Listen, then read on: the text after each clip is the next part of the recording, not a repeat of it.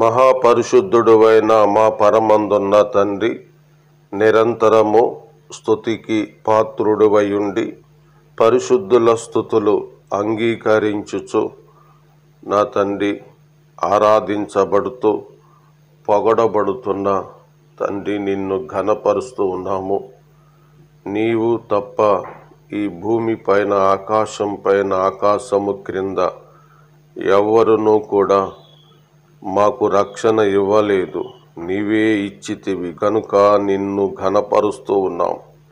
నా తండ్రి, నీ కుమారుడని యేసుక్రీస్తునందు మాకు జీవహాఫలం అర్పించి ఆయన సత్క్రియలలో నడిచే నడక మాకు ఇచ్చినందులకు నిన్ను స్తుతిస్తూ ఉన్నాం. మేము చేయవలసినది, నడవవలసినది, ఆలోచించవలసినది పరిశుద్ధాత్ముని యొక్క ఆధ్వర్యంలో జరిగించుచున్నందులకు నిన్ను ఘనపరుస్తూ ఉన్నాము. నా తండ్రి, నీవు స్తుతులకు పాత్రుడువు నైనా. అయితే మేము యోగ్యులము కాము, కాని యోగ్యత నీవే మాకిచ్చినావు. మీరిచ్చిన యోగ్యతను బట్టి మీకు స్తోత్రాలు. మీరిచ్చిన పరిశుద్ధులను బట్టి మీకు స్తోత్రాలు. మీరిచ్చినటువంటి పరిశుద్ధ లేఖనములను బట్టి మీకు స్తోత్రాలు. 66 గ్రంథముల యొక్క సంపుటను బట్టి మీకు ఘనత చెల్లిస్తున్నాం. నాయన ఇచ్చిన సువార్తికులను బట్టి, సేవకులను బట్టి, నాయన ఉపదేశకులను బట్టి మిమ్మలను మహిమపరుస్తున్నాము తండ్రి. రాజులకు రాజా, ప్రభువులకు ప్రభువా, భూమంతటి ఏలుచున్న ఏలిక నీకు స్తోత్రములు చెల్లిస్తున్నాం. నాయన, ఈ ఉదయము మాకిచ్చినారు ఈ శనివారపు దినాన్ని మీ నామములో నడిపింపజేయండి. మీకు ఇష్టమైన కార్యాలు మా ఎడల జరిగించండి. నాయన, ఈ దినపు ప్రయాణాల్లో మీ సహాయము దయచేయండి.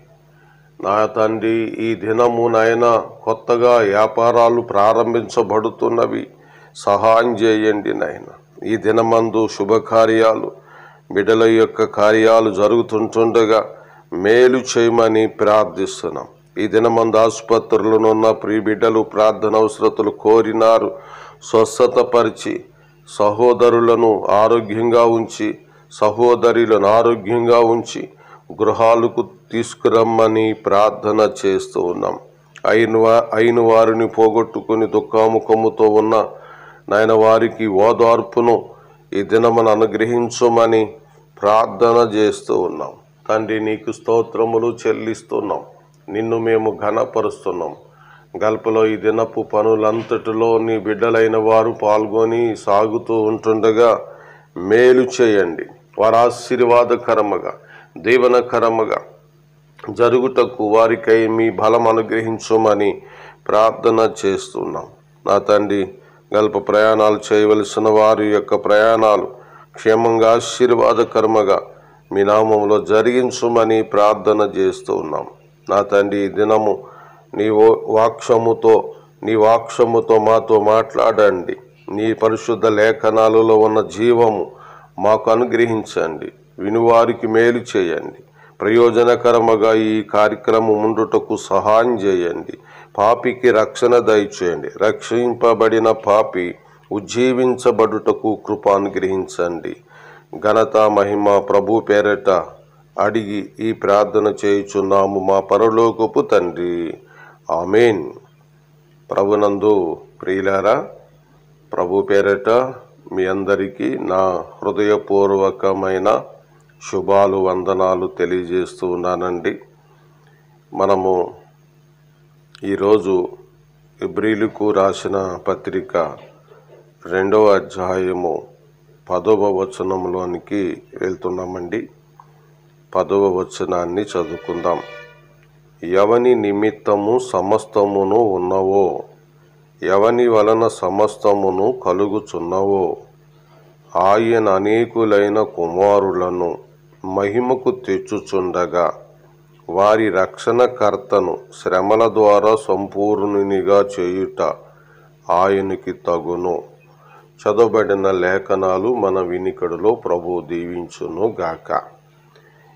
మనము 9 నుండి 6 నుండి 9 వచనాల వరకు నిన్న సమయంలో ధ్యానించినాము. ఇందులో ఒకడు ఒక చోటను అన్న మాట మొట్టమొదటిగా మనం చూసినప్పుడు యోబు చెప్పిన మాట జ్ఞాపకం చేసుకున్నాం. ఆ తర్వాత దావీదు యోబు చెప్పిన మాటలను బట్టి తేటగా 8వ కీర్తన రాసినాడు. ఇవన్నీ కూడా క్రీస్తు యొక్క ఆధిపత్యం. ఆయన గొప్పవాడని, అయితే దూతల కంటే తక్కువ వానిగా చేయబడ్డాడని, ఆయన పాదముల క్రింద సమస్తమును ప్రభు ఉంచాడని, కాబట్టి మహిమ ప్రభావములతో క్రీస్తు ఉన్నాడని చెప్పటం జరిగింది. ఎలా జరిగింది? ఆయన శ్రమ పడుటను బట్టి, సిలువ వేయబడిన దానిని బట్టి ఆయన నిజమైన క్రీస్తు యొక్క మహిమతో ఉన్నవాడని చెప్పటము జరిగింది. అయితే ప్రియులారా, అపోస్తలుడైన పౌలు ఉద్దేశం ఏమిటంటే, విశ్వాసులైన వారు ఎనదిరిగిపోతున్న కాలంలో క్రీస్తును గురించిన సువార్తను మరలా అందించి వారిని ఈ హెబ్రీ పత్రిక ద్వారా నిలబెడుతూ ఉన్నాడు. ఈ క్రమాన్ని చెప్తూ వస్తూ 10వ వచనటికి, ఎవని నిమిత్తము సమస్తము ఉన్నవో, ఎవని వలన సమస్తమును కలుగుచున్నవో అనే మాట ఇందులో తండ్రి అయిన దేవుని గురించి, కుమారుడైన యేసుక్రీస్తును గురించి చెప్పటము జరిగింది. ఇందులో ఎవని నిమిత్తమున్నవి? తండ్రి నిమిత్తం ఉన్నాయి. ఎవని వలన సమస్తమును కలుగుచున్నవి అనంటే, ప్రభు వాక్కు ద్వారా, ప్రభు వలన మాత్రమే సమస్తమును కలుగుచున్నవి. అనగా తండ్రి నోట నుండి వచ్చిన వాక్కు ప్రభు అంటే ఆ వాక్కు ద్వారా కలుగుతూ వచ్చినవి. అనగా వాక్కు లేకుండా ఏది కలగలేదు. అందుకని హెబ్రీ గ్రంథంలో ఉన్నట్టుగా, యోహాను సువార్త 1వ అధ్యాయం 3వ వచనములో ఉన్నట్టుగా, కలిగి ఉన్నదేదియు ఆయన లేకుండా కలగలేదు. అంటే తండ్రి నోట మాట నుండే అన్నీ కలిగినవి అని, కనుక తండ్రి మాటే యేసుక్రీస్తు అని అర్థానికి వస్తున్నాయి. కాబట్టి తండ్రి నిమిత్తం అన్నీ ఉన్నాయని అర్థం. ఎవరి వలన కలుగుతున్నవి? క్రీస్తు వలన ఇంకా కలుగుతూ ఉన్నవి. అది ఇందులో ఒక తేటగా వివరించినారు. ఆయన అనేకులైన కుమారులను మహిమకు తెచ్చుచుండగా, వారి రక్షణకర్తను శ్రమల ద్వారా సంపూర్ణునిగా చేయుట ఆయనకు తగును. ఆయన అనగా తండ్రి కుమారుని సంపూర్ణునిగా చేయుట, కుమారుని చేసినటువంటి విధానం ఆయనకి తగును. ఇది ఎలా సాధ్యము అంటే, యేసుక్రీస్తు నైతికంగా, ఆత్మీయంగా పరిపూర్ణుడు కావలసిన అవసరత ఉందని ఇందులో కాదండి.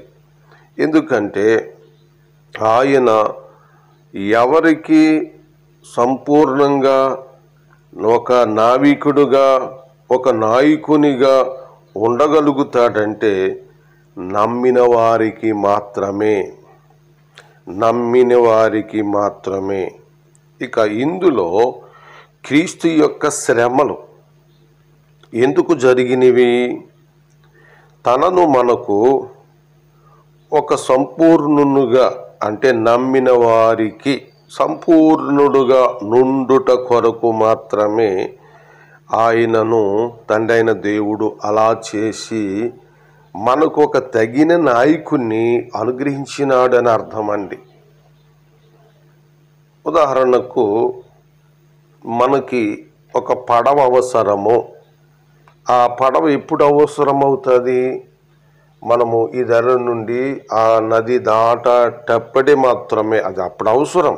తర్వాత దాని అవసరత మనకు లేదు, అది అక్కడే ఉంటుంది. దారి పోయే ప్రయాణికులకి అవసరం అవుతూ వస్తుంది. మనము భూమి నుండి పరలోకానికి వెళ్ళబోయేటువంటి వారం కాబట్టి మనకు ఒక రక్షణకర్త, నావికినిగా ఉండుట అవసరమై ఉన్నది. కాబట్టి ఆయన మనకు ఇచ్చినాడు. తండ్రి అయిన దేవుడు ప్రభువైన యేసుక్రీస్తుని మనకిచ్చినాడు. అందుకని యెషయా 53వ అధ్యాయము 10వ వచనంలో ప్రవక్త యెషయా 700 సంవత్సరాల క్రితమే క్రీస్తు యొక్క శ్రమలను గురించి చెప్తూ చక్కని వివరణ ఇచ్చినాడు. ఏమని? అతనిని నలగగొట్టుటకు యెహోవాకు ఇష్టమాయెను. అవును, కాబట్టి ఇది తండ్రైన దేవుడు చేసినాడు. 22వ కీర్తనలో, నా దేవా నా దేవా నన్నెందుకు చెయ్యి విడిచితివి? తండ్రి చెయ్యి విడిచినాడు, మరలా తండ్రి చెయ్యి పట్టుకున్నాడు. కాబట్టి తన దక్షిణ హస్త బలము చొప్పున కుమారుడిని మరణములో నుండి తిరిగి లేపినాడు. అన్ని నామముల కంటే పైనామమును ఆయనకిచ్చినాడు. అందుకనే తగును, ఆయనకే తగునన్నమాట నిరూపణమైనది. 10వ వచనము అలాగే 6 నుండి 10 వచనాలలో క్రీస్తు శ్రమల ద్వారా సంపూర్ణుడుగా ఉన్నాడు. నమ్మిన వారికి ఆయన సంపూర్ణుడు, నమ్ముచున్నటువంటి వారికి ఆయన సంపూర్ణుడుగా ఉన్నాడు. నీవు ఈ ఉదయకాలమున ఈ మాట వింటున్నావు కదా, నీకున్న పాప అపరాధముల నుండి విడిపించగలిగిన సంపూర్ణుడు మన ప్రభువైన యేసుక్రీస్తు. ఆయన తప్ప మరెవరును రక్షకుడు లేడు. అయితే ఈ మాటలు విన్న నీ జీవితంలో గొప్ప అద్భుతములు ఆయన చేయగలడు. నీ కొరకై ముందుగా ప్రార్థించినాము.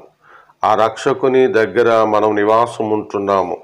ఆయనను విడవను ఎడబాయుడు గనుక, మనలను విడను ఎడబాయుడు గనుక నరులు మనకేమాత్రం ఏమీ చేయలేరు. అలాగా మంచి ధైర్యముతో చెప్పగల వారమై మన విశ్వాస జీవితాన్ని కొనసాగించుకొనుదుముగాక. ఆమేన్. మన తండ్రి అయిన దేవుని దయ, ప్రభువైన యేసుక్రీస్తు కృప ఇప్పుడు మరెల్లప్పుడు సదాకాలము తోడుండి నడిపించును గాక. ఆమేన్.